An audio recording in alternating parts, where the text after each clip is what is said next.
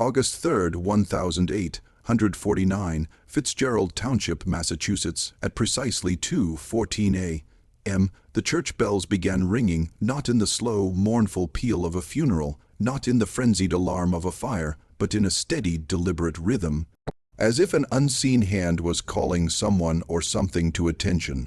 The villagers emerged from their homes in nightclothes, clutching oil lamps against the damp summer air. The cobblestone street shone slick beneath their bare feet. And there in the churchyard stood a small girl in a linen nightdress, her hair damp with sweat, her eyes open but unblinking. She wasn't holding the rope, she wasn't even near the bell tower, yet with each toll her thin lips moved. Whispering, a man named Robert Keene claimed he recognized the words, fragments of the old Puritan burial rites no longer spoken since the Revolution. Another swore she was calling out names, each followed by a year. The years did not match the living, they matched the dead. By dawn, the town's physician declared her in a state of catatonic somnoloquy, asleep, talking, but the whispers continued for 3 nights, each time naming more of the departed. On the 4th night, she named someone who hadn't yet died. A week later, that man's body was found face down in the mill pond. In the official church ledger, the entry for August 3, 1849 is short. Emma Fitzgerald, age 12, first recorded episode. There is no mention of the bells. There is no mention of the drowned man, and there is no record of what happened to Emma next, only a gap and silence.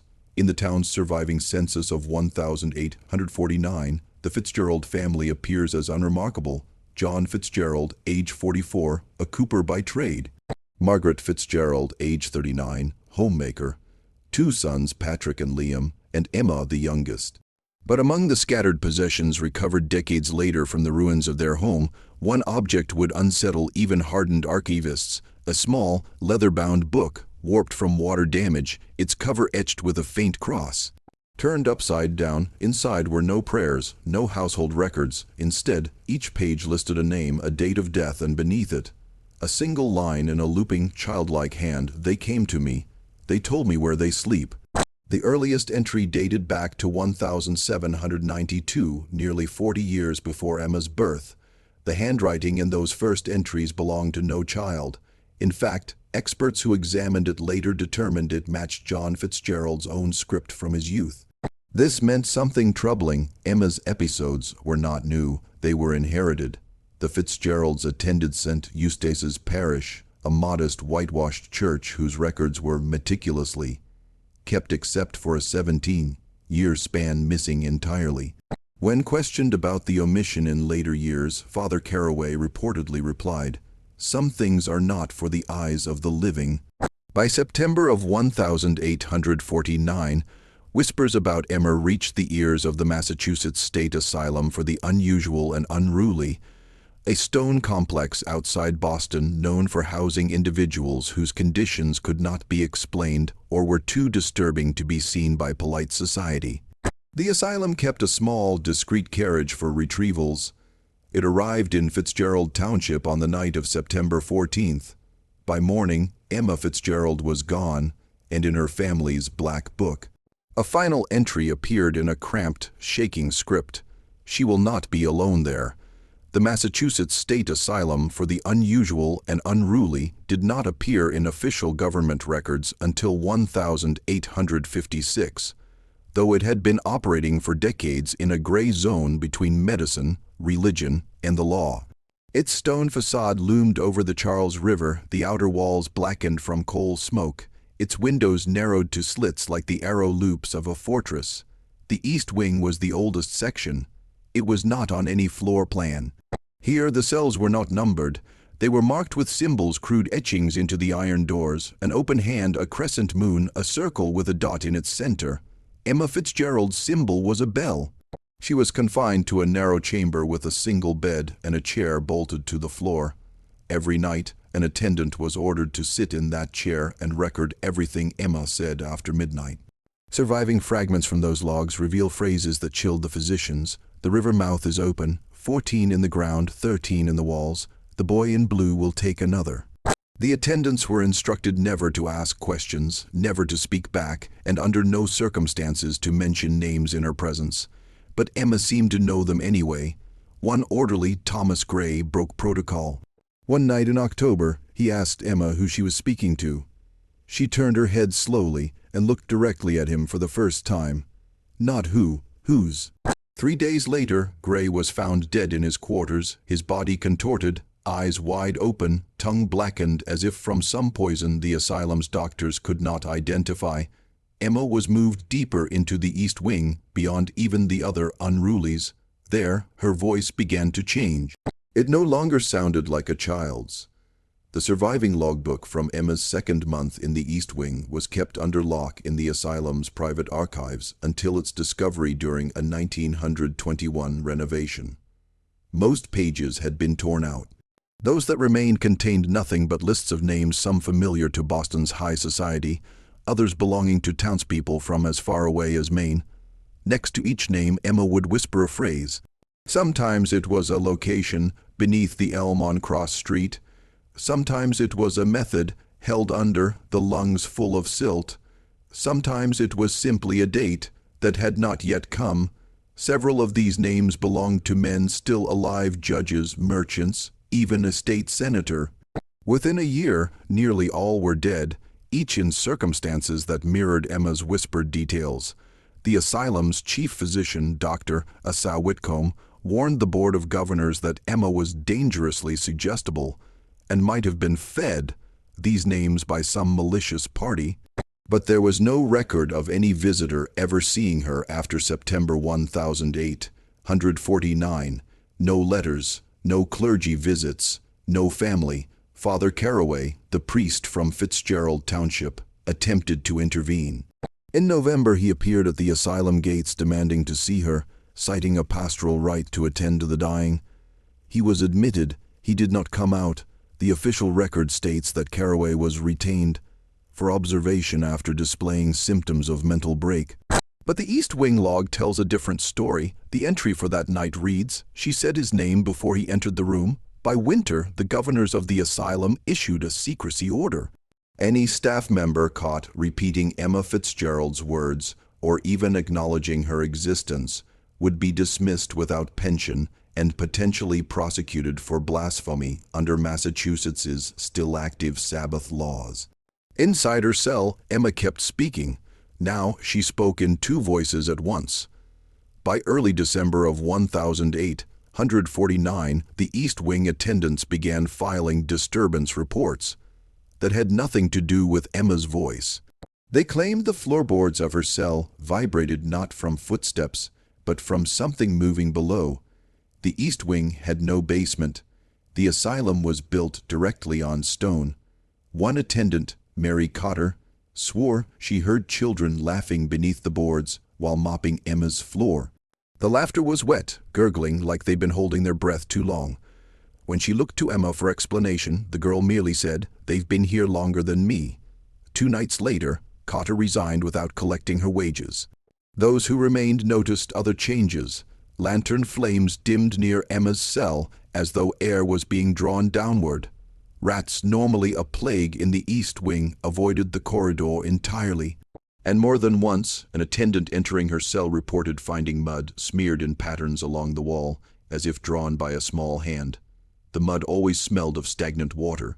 One guard, Samuel Lint, traced the markings and realized they matched the map of Fitzgerald Township, though distorted, as if drawn from memory or seen from beneath the earth. When Dr. Whitcomb confronted Emma about the drawings, she answered calmly, "The dead have neighborhoods too." By Christmas Eve, 3 more attendants had vanished from the East Wing without resignation. The board attributed their disappearances to dereliction of duty and made no effort to search. That night, the logbook recorded a new sound from Emma's cell. Not whispers, not 2 voices, dozens. They spoke over one another in a babble of drowned syllables, their chorus rising through the cracks in the floorboards until the corridor stank of the mill pond where the first man had died.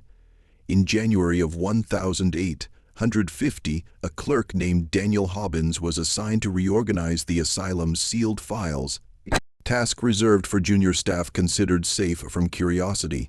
Hobbins was neither safe nor obedient. While indexing a box labeled FG Parish Records, he found an envelope with no official seal, only the faint wax impression of a bell. Inside was a folded, yellowed letter dated July 18, 1849, 6 weeks before Emma's arrival. It was addressed to Dr. Asa Whitcomb, the sender, John Fitzgerald. Dr. Whitcomb, the episodes have begun again. Not since my own youth has the bell tolled without hands, nor the names come in waking dreams. I had prayed my bloodline might be spared this cycle, but it is my daughter who now bears the burden.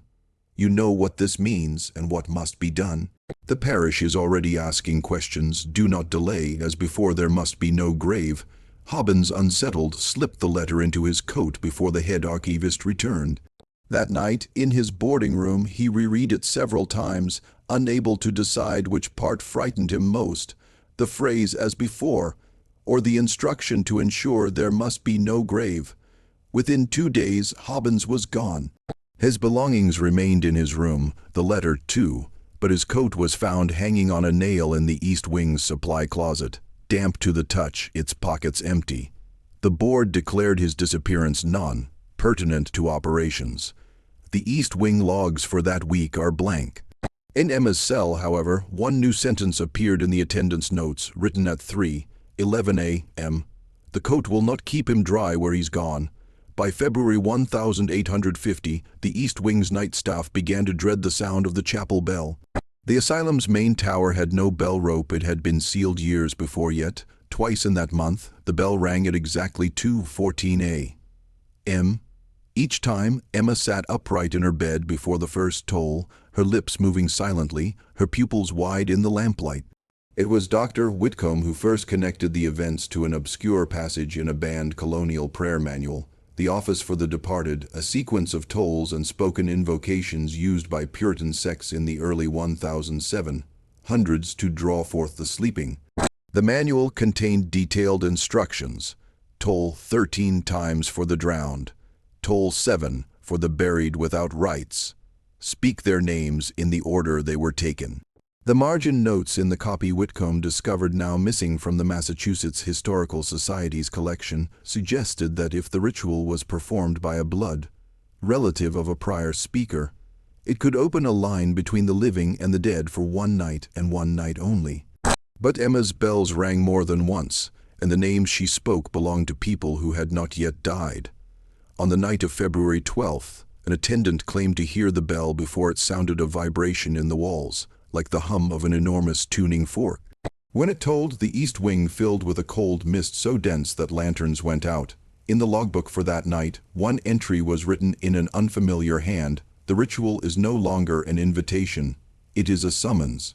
2 weeks later, the bell tolled again, but this time there was an answer from somewhere far below the asylum's foundations.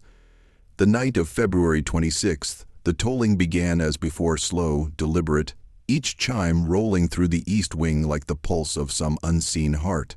But after the 13th bell, a second sound rose from beneath the asylum. It was not an echo, it was another bell, lower, heavier, muffled as if submerged in water. The attendants froze. Even the usual murmurs from the other patients went silent. Only Emma kept moving, swaying gently in her bed, her mouth working as if she were chewing something. Dr. Whitcomb was summoned, but by the time he reached her cell, Emma had pressed her ear to the floorboards. She whispered, "They're not ringing for me, they're ringing for you." Whitcomb ordered the corridor cleared, but one orderly, Matthew Fenn, lingered by the door. He later claimed that when the second bell stopped, he heard footsteps in the stone pacing directly below Emma's room.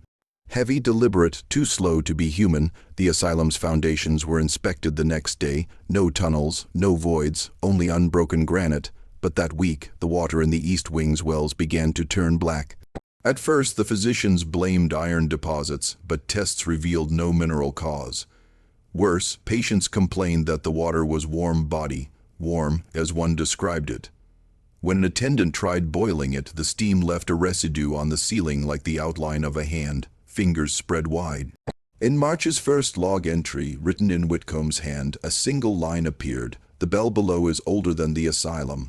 From that night on, Emma refused to speak at all during daylight hours. Her voice belonged only to the dark. March 14th, 1850. A thaw swept across Massachusetts after weeks of frost. The ground softened, and the churchyards of Boston's North End began to reek. At first, the gravediggers thought it was the usual rot of winter burials settling in the wet earth. But then came the movement. Witnesses described swelling mounds that rose and fell in slow, rhythmic intervals as though the graves themselves were drawing breath. By noon, St. Eustace's parish in Fitzgerald Township reported the same phenomenon. Parishioners abandoned the grounds, claiming they could hear muffled knocks beneath the soil, like someone rapping on a coffin lid from the inside. That evening, as the bells in the asylum struck their usual hour, Emma sat upright and announced her first words in daylight in nearly a month. They've turned their faces upward. Her voice was different, thinner, strained, as if passing through layers of fabric or water. The attendants on duty reported the temperature in her cell dropped so suddenly that their breath clouded in the air. Dr.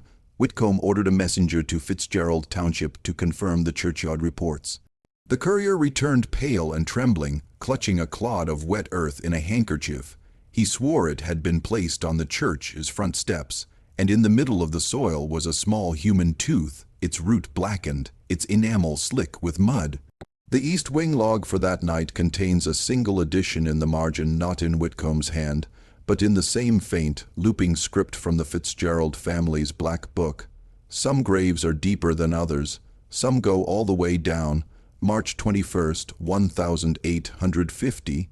A storm rolled in from the Atlantic, bringing sheets of rain that hammered the asylum's slate roof.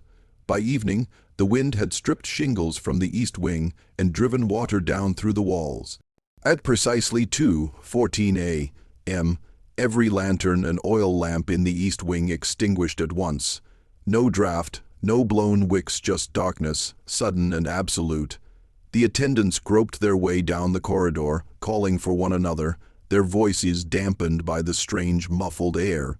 That's when they saw a faint glow seeping from under Emma Fitzgerald's cell door. Inside, Emma sat cross-legged on the floor. In front of her, the boards were slick and warped, as if water had swelled them from below. The glow came from lines of light tracing the seams between the planks, forming an intricate pattern that spread outward like a frost bloom.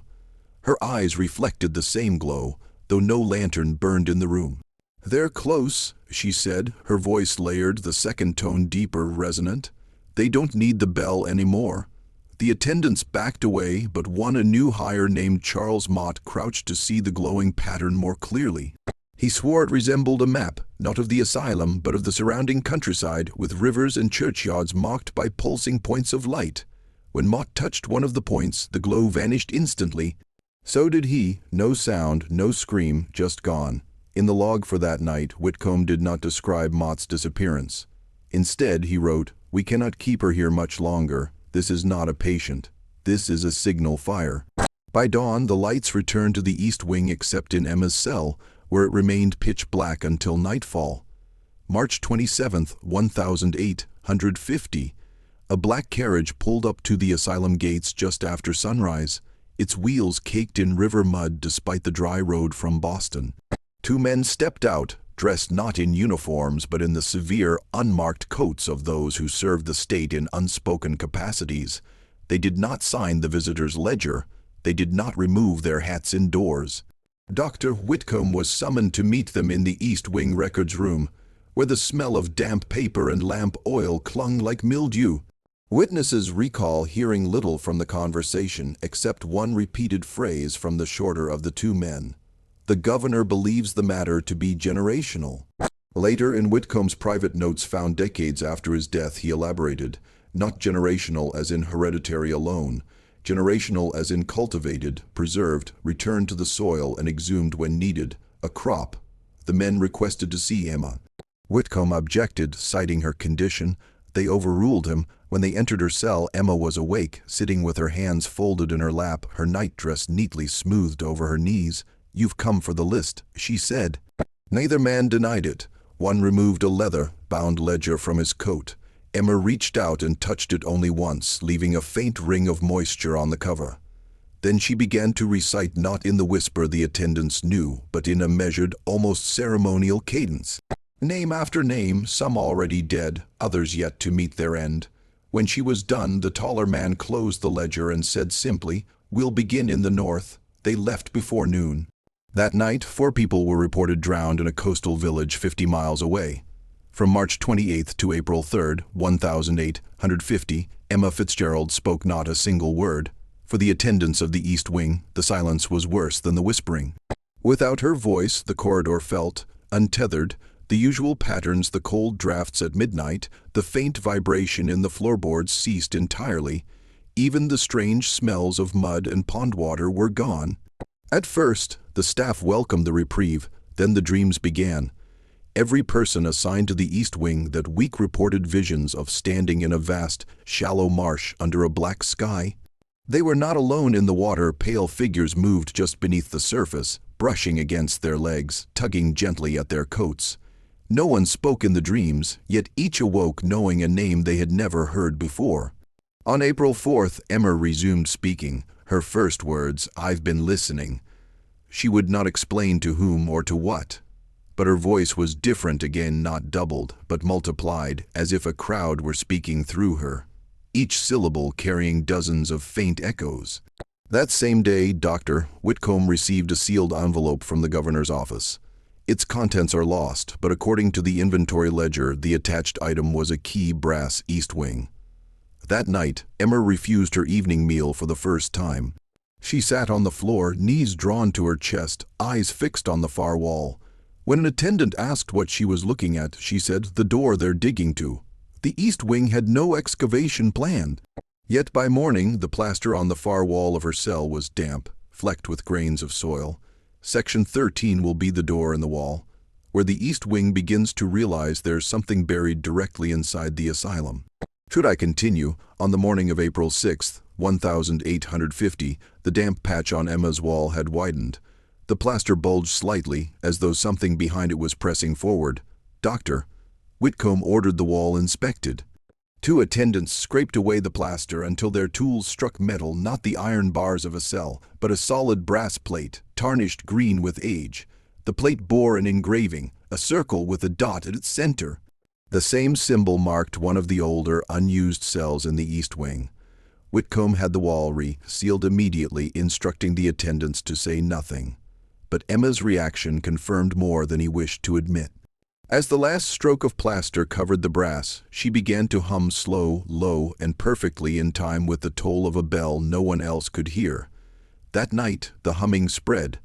Patients in cells far from Emma's began to join in, their voices weaving a single, droning note that filled the wing. The sound seemed to seep into the bones, vibrating the teeth and tightening the chest. On the 3rd night, a section of plaster collapsed inward without anyone touching it. The brass plate was exposed again, but now it was warm, pulsing faintly, as though it were alive. Whitcomb forbade anyone from approaching, but Matthew Fenn, the orderly who'd heard the footsteps months earlier, leaned close enough to place his ear against it. He staggered back immediately, eyes wide, whispering, "There's water on the other side," and breathing. Emma smiled for the first time since arriving at the asylum. "It's almost open." April 9th, 1850. The storm that night was violent enough to rattle the iron bars of the upper cells, the rain slanting sideways in the wind like thrown gravel. In the East Wing, water seeped through the ceiling, pooling along the corridor and running toward Emma's cell, at 214A. The brass plate in her wall gave a single, deep clang, not from anything striking it, but from within.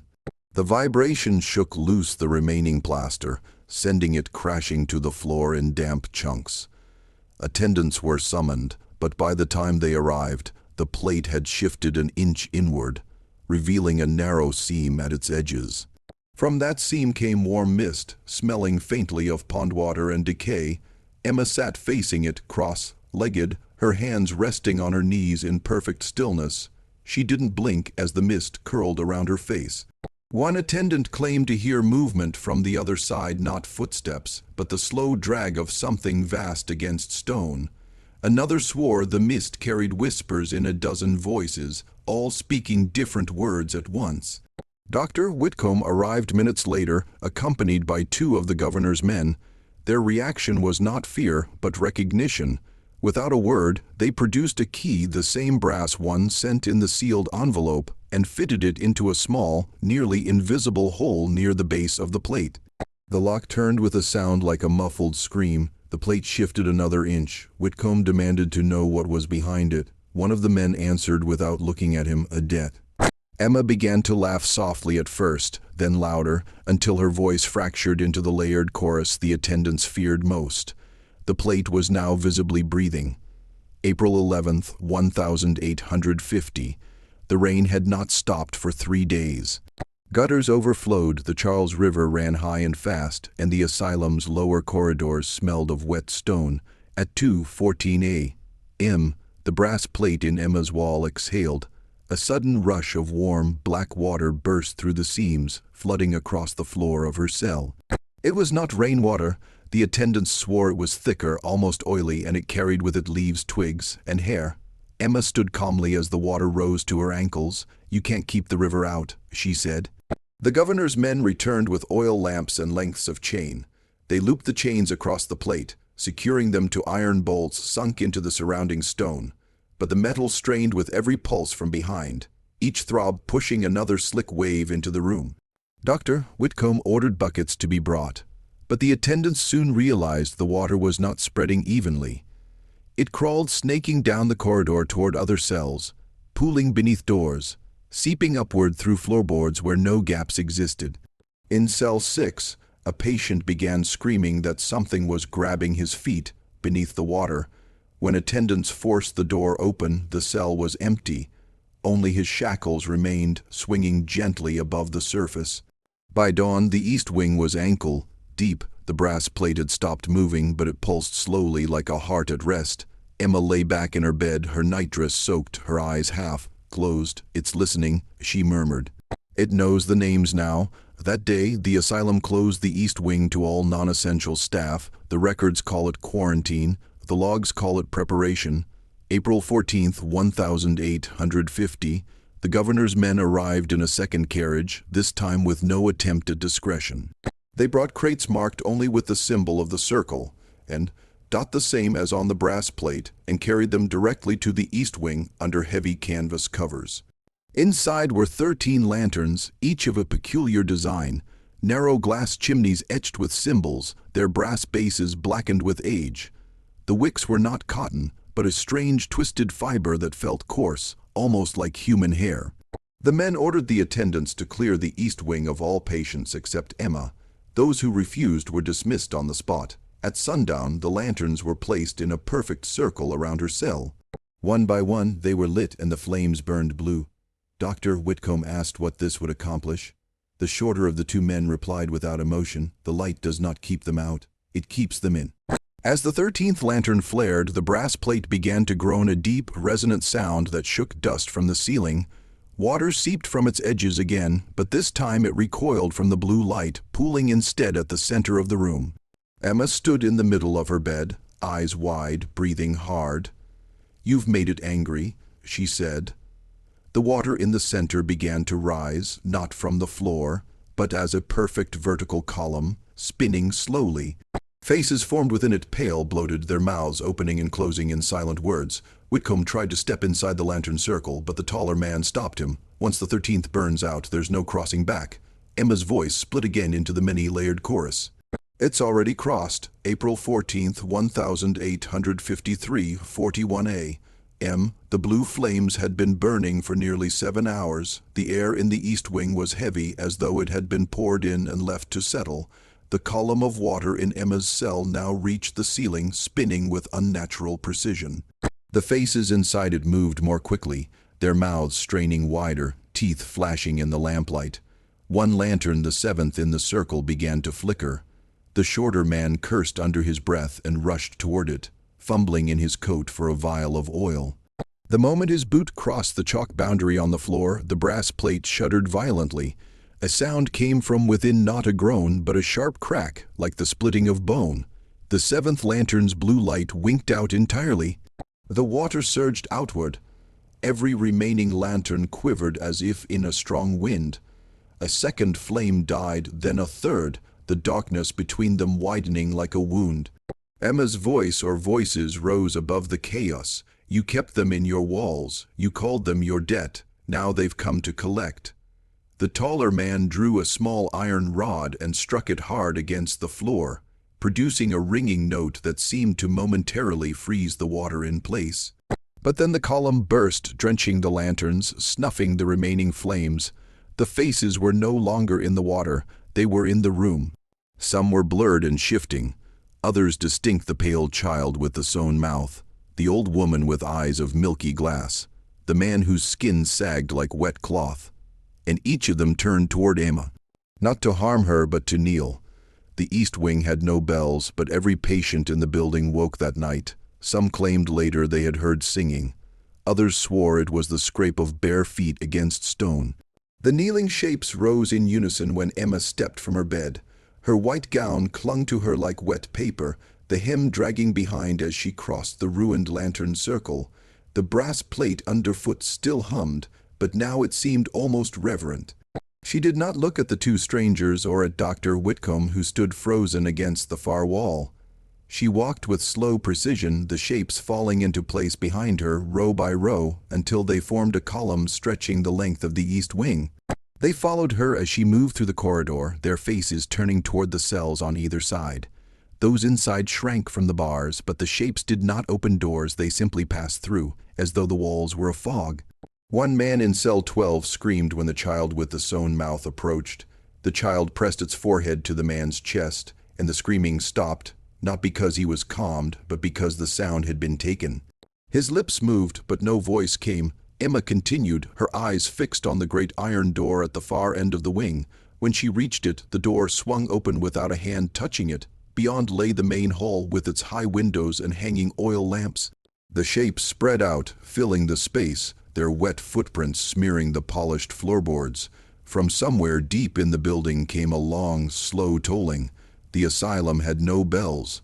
At the far end of the main hall, behind a rusted gate welded shut decades before, lay a corridor never mapped. The governor's men had known of it, but even they hesitated to cross its threshold.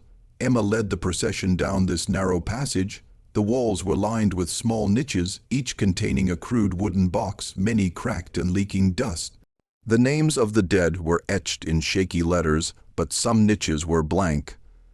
Those were reserved for the unnamed, she said softly. The shapes fell to their knees before the boxes, pressing foreheads and hands against the lids.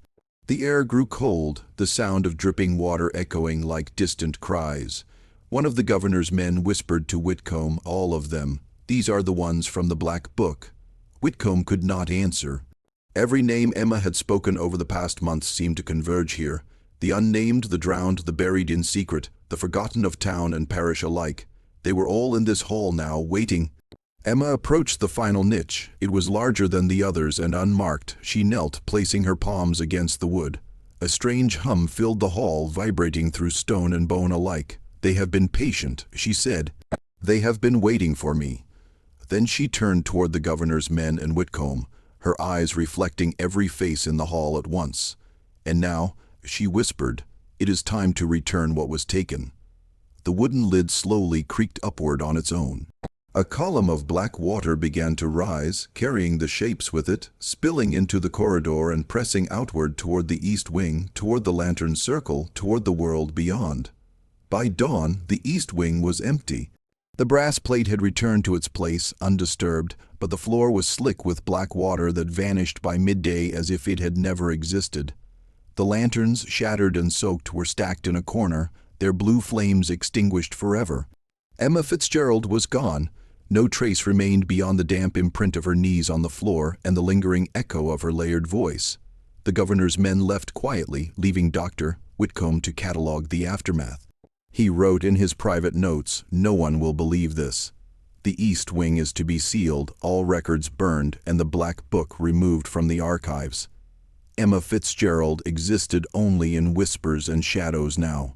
The townspeople who had seen the storm, the graves rising and breathing, claimed it was a hallucination, a trick of wet winter soil. Parish records later listed Emma's disappearance as temporary removal for care. Newspapers recorded nothing. Yet some still remember. A small child in Fitzgerald Township once whispered to her mother that she could hear faint tolling from the east wing on stormy nights. Others have reported glimpses of a girl in white, sitting silently at the edge of rivers, eyes reflecting impossible knowledge. The Black Book resurfaced decades later, its pages blank save for a single line, "The debt is paid, for now," and beneath it, in a looping, childlike hand, the final warning, "I will return when they forget." Emma Fitzgerald became a name erased from public record. A girl who spoke to the dead.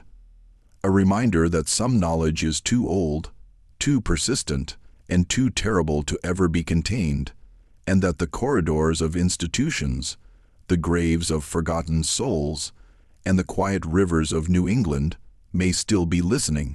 Silence fell over the asylum, but in the hearts of those who knew the truth, a cold, unending echo remained. She had spoken, and the dead had answered.